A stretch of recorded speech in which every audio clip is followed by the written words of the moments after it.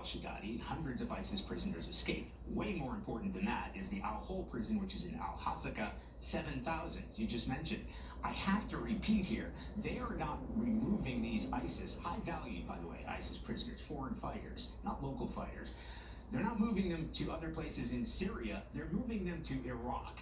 That gives you an idea about the volatility in that region and the fact that the United States, whose primary mission is to keep an resurgent ISIS from reforming inside Syria, doesn't feel comfortable that they can be transferred anywhere within Syria and they have to be moved to neighboring Iraq instead.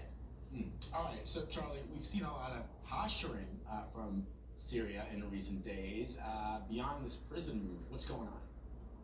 Yeah, Vlad, there's a lot going on. First of all, the new Syrian government, certainly elements within the new Syrian government and the pro-government militias are sworn enemies of the Kurds, the SDF. I was there. I've seen the fighting, against ISIS and with these individual groups. So they are trying to attack. There are ISIS cells that are trying to break open those prisons, and the SDF are on their heels. They feel like they've been abandoned by the United States.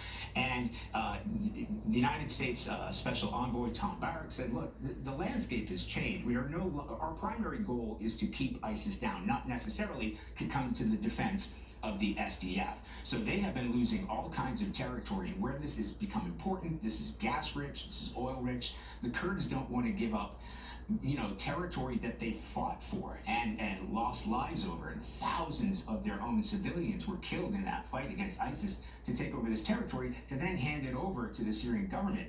The United States and the Syrian government says you have to integrate if you're going to be part of this new Syria. But that is where the conflict is right now. And there's a 4-day, important to point that out, 4-day ceasefire between those Syrian government forces and the Kurdish forces. I'm guessing to open up that window in order to get those ISIS prisoners, those ISIS detainees out of that very important prison.